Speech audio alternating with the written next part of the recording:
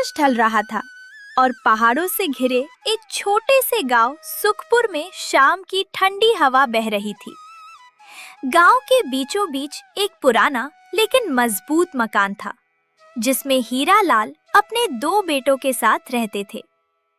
हीरालाल अब बूढ़े हो चुके थे, लेकिन उनके मन में एक चिंता हमेशा सुलगती रहती थी, अपने छोटे बेटे शामू की चिंता।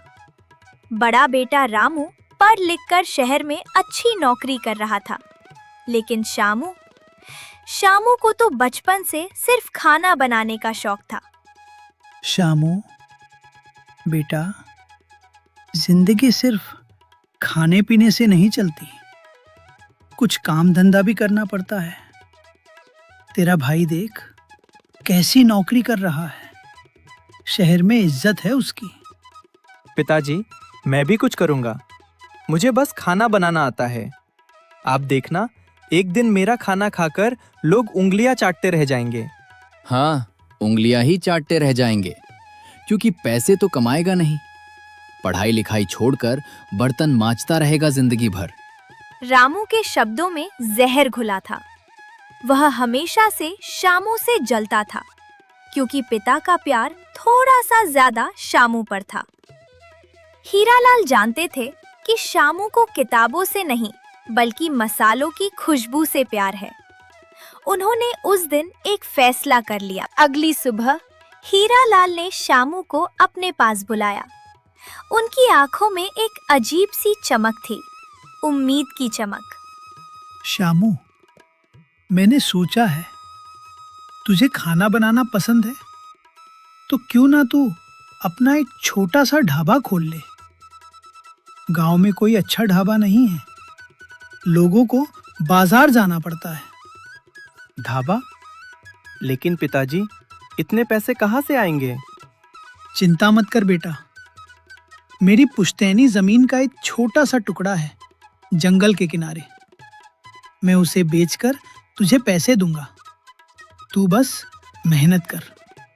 पिताजी, आप मेरे लिए इतना कुछ कर रहे हैं, मैं आपको कभी निराश नहीं करूंगा। शामू की खुशी का ठिकाना नहीं था। वह सोचने लगा कि क्या बनाया जाए जो गांव वालों को पसंद आए। तभी उसे याद आया चिकन चाउमीन। वह बचपन में एक बार शहर गया था और उसने चिकन चाउमीन खाई थी। वह स्वाद उसकी जुबान पर आज भी बसा हुआ था। उसने तय किया कि वह सबसे सस्ती और सबसे स्वादिष्ट चिकन चाउमीन बनाएगा, मात्र 10 रुपए में। जब रामू को पता चला कि पिताजी ने शामू के लिए जमीन बेचने का फैसला किया है, तो उसके पैरों तले जमीन खिसक गई। उसे लगा जैसे उसके हिस्से की संपत्ति उससे छिन रही है। वह गुस्से में आग बबूला होकर हीरालाल के पास पहुंचा। पिताजी, ये आप क्या कर रहे हैं? वो जमीन तो हम दोनों की है, आप उसे बेचकर इस नालायक के हाथ में पैसे थमा देंगे। रामू बेटा, वो जमीन तो मेरी है और मैं अपने बेटे के भविष्य के लिए उसे बेच रहा हूं। तू तो कमा रहा है, शामू को भी तो कुछ करने दे। ये शामू हमेशा मेरी राह का कांटा बना रहेगा। अगर उसका ढाबा चल गया तो पिताजी की सारी प्रॉपर्टी उसी को मिलेगी। मैं इसे कभी कामयाब नहीं होने दूंगा। रामू के मन में ईर्ष्या की आग जल उठी। उसने तय कर लिया कि वह शामू के हर काम में रुकावट डालेगा, लेकिन शामू को इस बात की भनक तक नहीं लगी। वह तो बस अपने ढाबे के सपने में खोया हुआ था। शामू का ढाबा गांव के बाहर जंगल के किनारे बना, लेकिन समस्या यह थी कि सुखपुर गांव चारों तरफ से ऊंचे पहाड़ों से घिरा हुआ था। चिकन, मसाले, तेल, चाउमीन के नूडल्स, ये सारा सामान लाने के लिए उसे घने जंगल और खतरनाक पहाड़ी रास्तों को पार करके दूर शहर जाना पड़ता था। कोई बात नहीं शामू, मेहनत करने से ही तो सफलता मिलती है। कल सुबह जल्दी निकलूंगा ताकि शाम तक सामान लेकर लौट आऊं। अगले दिन सुबह 4 बजे ही शामू एक पुरानी साइकिल और एक बड़ा सा थैला लेकर निकल पड़ा। रास्ता बहुत कठिन था, कहीं कीचड़ थी तो कहीं बड़े बड़े पत्थर। जंगल में जंगली जानवरों की आवाजें आ रही थी। साइकिल का पहिया बार बार पंचर हो जाता था, लेकिन शामू ने हिम्मत नहीं हारी। वह दोपहर तक शहर पहुंच ही गया और सारा जरूरी सामान लेकर वापस चल पड़ा। शामू सामान लेकर पहाड़ी रास्ते पर आगे बढ़ ही रहा था कि अचानक मौसम बदल गया। घने काले बादल छा गए और जोरदार बारिश शुरू हो गई। रास्ता फिसलन भरा हो गया। साइकिल पर सामान लाद कर चलना असंभव हो गया। हे भगवान, अब ये बारिश, अगर सामान गीला हो गया तो सब बर्बाद हो जाएगा। पिताजी के पैसे डूब जाएंगे। शामू ने अपना कुर्ता उतारकर सामान को ढक दिया। खुद भीगता रहा, कांपता रहा, लेकिन उसने सामान को बचा लिया। उसने साइकिल को कंधे पर उठा लिया और पैदल ही पहाड़ी चढ़ने लगा। पैर फिसल रहे थे, घुटने छिल गए, लेकिन वह रुका नहीं। देर रात गांव पहुंचा। बुखार से तप रहा था, लेकिन उसके चेहरे पर संतोष की मुस्कान थी कि सामान सुरक्षित है। अगली सुबह शामू के ढाबे का पहला दिन था। उसने रात भर बुखार में भी तैयारी की। सुबह जब वह दुकान खोलने ही वाला था, तभी रामू वहां आया। वह दिखावे के लिए मुस्कुरा रहा था। वाह शामू, बहुत बढ़िया तैयारी है। चल, मैं तेरी मदद करता हूँ। ये मसाले मैं जमा देता हूँ। शामू को लगा कि शायद भाई का दिल बदल गया है, लेकिन रामू ने चुपके से शामू के सभी मसालों में पानी मिला दिया। जब शामू ने पहली प्लेट चाउमीन बनाई और खुद चखी, तो उसका स्वाद बिल्कुल बिगड़ गया था। अरे, ये चाउमीन तो ठीक से नहीं बनी। मसालों में स्वाद ही नहीं है। देखा, मैंने कहा था ना, खाना बनाना तुझसे नहीं होगा। पढ़ाई लिखाई छोड़कर यहाँ बैठ गया। शामू निराश हो गया। उसने पूरे दिन मेहनत की, लेकिन खाने का स्वाद नहीं बन पाया। गांव वाले भी मुंह बनाकर चले गए। शामू को समझ नहीं आया कि आखिर गड़बड़ क्या हो गई। वह तो कल रात तक सारे मसाले देखकर आया था। उसका पहला दिन बर्बाद हो गया। शामू ने हार नहीं मानी। उसने फिर से शहर जाकर नया सामान लाने का फैसला किया। इस बार वह ज्यादा सावधान था। रास्ते में एक बड़ी सी पहाड़ी नदी थी, जिस पर बना लकड़ी का पुल बारिश में बह गया था। ये तो बह गया, अब क्या करूं? सामान के बिना लौटना बेकार है। शामू ने हिम्मत दिखाई और पानी के बहाव को देखते हुए एक मजबूत पेड़ को पकड़कर सामान के साथ नदी पार करने लगा। अभी वह आधा ही पार कर पाया था कि अचानक सामने झाड़ियों में से एक बड़ा सा भालू निकल आया।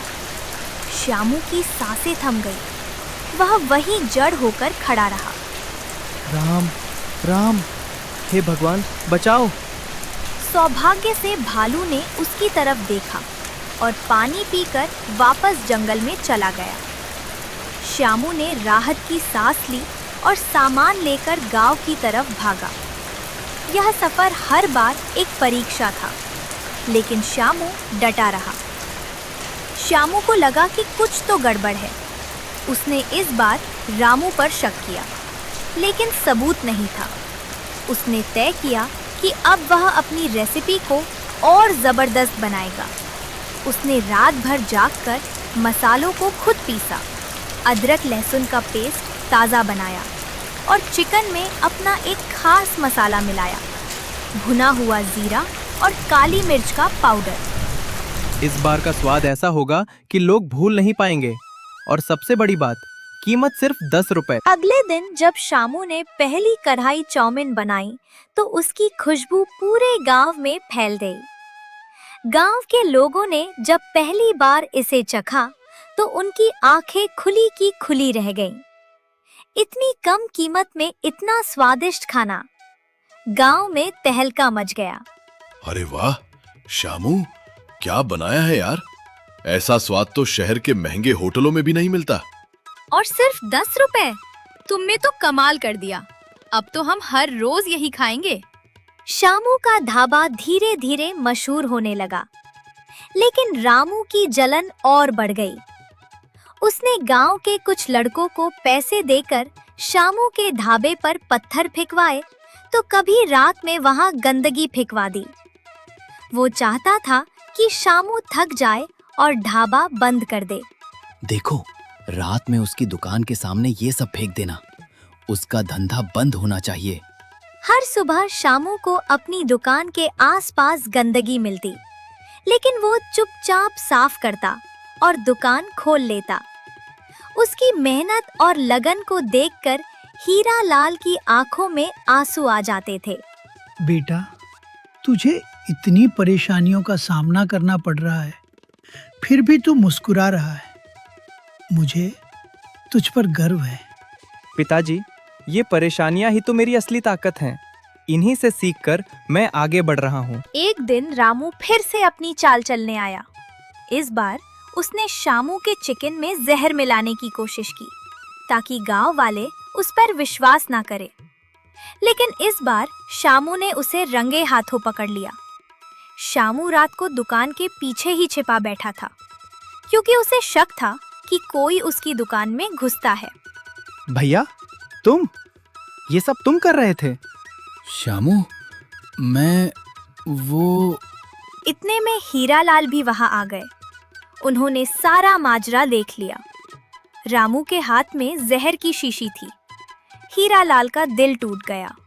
रामू, तेरी पढ़ाई लिखाई किस काम की, जब तेरे मन में इतनी ईर्ष्या और नफरत है?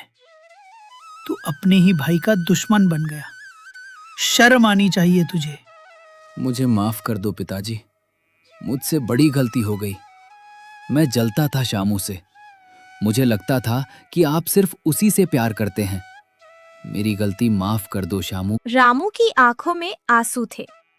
उसे अपनी गलती का एहसास हो गया था। शामू, जो इतनी सारी परेशानियों के बावजूद कभी नहीं रोया, आज अपने भाई को रोता देख टूट गया। भैया, मैंने तो कभी सोचा भी नहीं था कि तुम मुझसे इतनी नफरत करते हो। मैं तो हमेशा तुम्हारी तारीफ करता हूँ कि मेरा भाई कितना पढ़ा लिखा है। मैं मूर्ख हूं शामू। पढ़ाई से बड़ी चीज इंसानियत है, और वो तुझ में है। मुझे माफ कर दे भाई। देखो, अगर सच्चे दिल से माफी मांगी जाए तो भगवान भी माफ कर देते हैं। जाओ, आज से तुम दोनों फिर से एक हो जाओ। उस दिन के बाद रामू बदल गया। उसने अपनी नौकरी से छुट्टी लेकर शामू के ढाबे की मदद करनी शुरू कर दी। उसने शहर से सामान मंगवाने में शामू की मदद की और अपनी कमाई से एक छोटा सा ट्रैक्टर भी खरीद दिया, ताकि पहाड़ी रास्ता पार करना आसान हो जाए। अब सुखपुर गांव में शामू का ढाबा सिर्फ एक दुकान नहीं, बल्कि एक मिसाल बन गया था। शामू का चिकन चाउमीन मात्र 10 रुपए की चर्चा दूर दूर तक होने लगी। आसपास के गांवों से भी लोग खाने आने लगे। शामू ने अपने ढाबे का विस्तार किया और रामू ने उसका हिसाब किताब संभाला। हीरालाल अब चैन की नींद सोते थे।